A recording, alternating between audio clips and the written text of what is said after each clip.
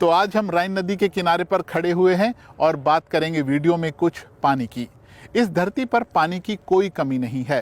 पृथ्वी को अगर 3 हिस्सों में बांट दिया जाए तो एक हिस्से पर ज़मीन है और 2 हिस्से पर पानी। लेकिन इस पानी में से 97.5% पानी पीने लायक नहीं है। ये समंदरों में मौजूद खारा पानी है। पृथ्वी पर जितना भी पानी है उसमें से सिर्फ 2.5% पानी पीने लायक है, जिसे हम फ्रेश वाटर या फिर मीठा पानी कहते हैं। इस मीठे पानी का भी सिर्फ 1/3 हिस्सा हमारे पास है।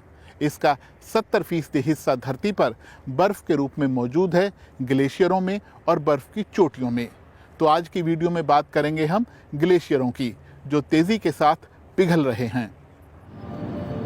क्या होगा अगर सारे ग्लेशियर पिघल गए?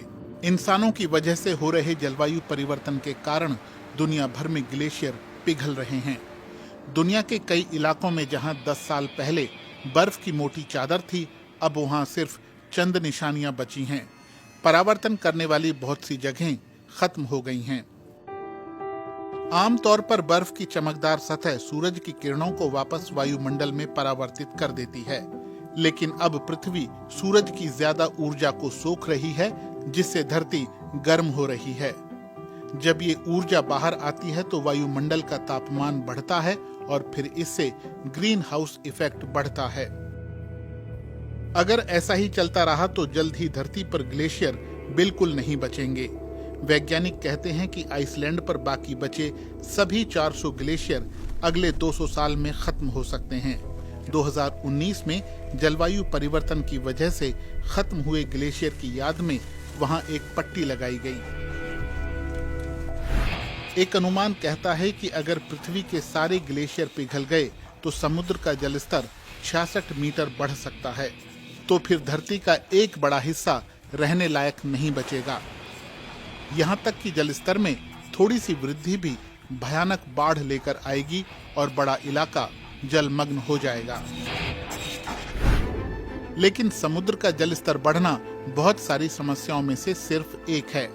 पृथ्वी पर मौजूद ज्यादातर ताजा पानी ग्लेशियरों में ही जमा है। 70% ताजा पानी अंटार्कटिक की बर्फ में मौजूद है। अगर ग्लेशियर पिघले तो पीने के पानी की बहुत किल्लत हो सकती है। अगर जलवायु परिवर्तन ऐसे ही जारी रहा तो क्लाइमेट मॉडल दिखाता है कि अगले 5000 साल में पृथ्वी पर कहीं भी ग्लेशियर नहीं बचेंगे। आप सोच रहे होंगे कि 5000 साल तो बहुत दूर हैं, अभी से क्यों चिंता करनी?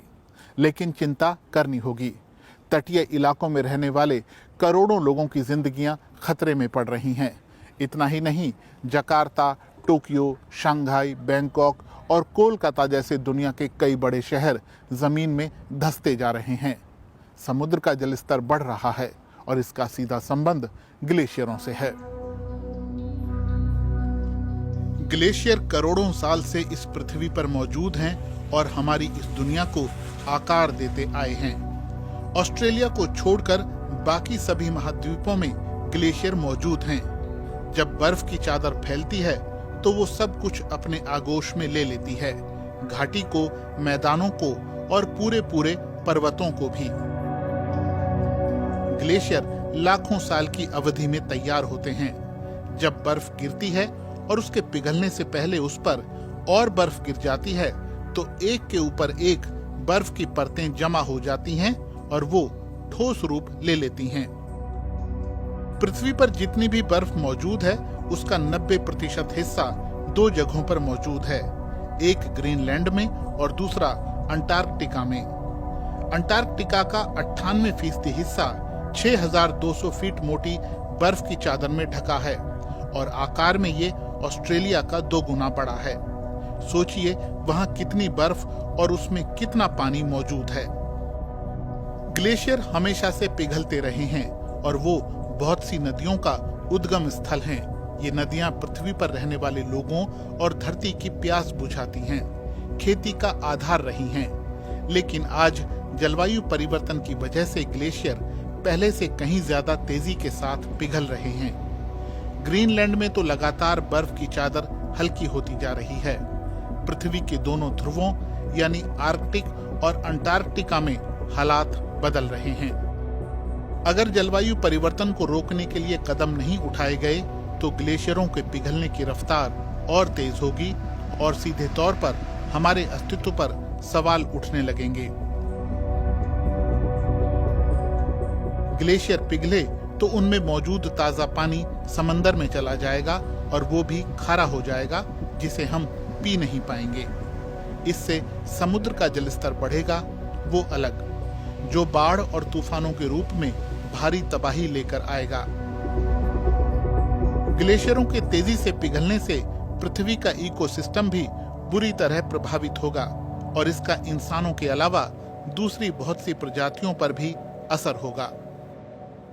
ग्लेशियरों को आप इस तरह भी समझ सकते हैं कि फ्रिज के फ्रीजर में जिस तरह से बर्फ की परतें एक के ऊपर एक जमकर सख्त हो जाती हैं, ठीक उसी तरह से प्रकृति में बर्फ की परतें हजारों सैकड़ों सालों में ग्लेशियरों का निर्माण करती हैं। मीठे पानी के ये भंडार पृथ्वी के लिए बहुत अहम हैं और इसीलिए इन्हें बचाए जाने की ज़रूरत है। इसके लिए बड़े और निर्णायक कदम उठाने होंगे। लेकिन इनके लिए हम और आप क्या कर सकते हैं?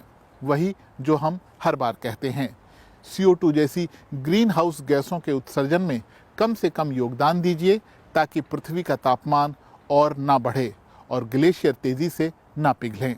तो आज की वीडियो में बस इतना ही। वीडियो अगर आपको पसंद आया तो इसे लाइक कीजिए, शेयर कीजिए और अपनी प्रतिक्रियाएं भी हमें ज़रूर बताइएगा, जिनका हमें हमेशा इंतज़ार रहता है। होगी आपसे जल्द फिर मुलाकात। आपका बहुत बहुत धन्यवाद।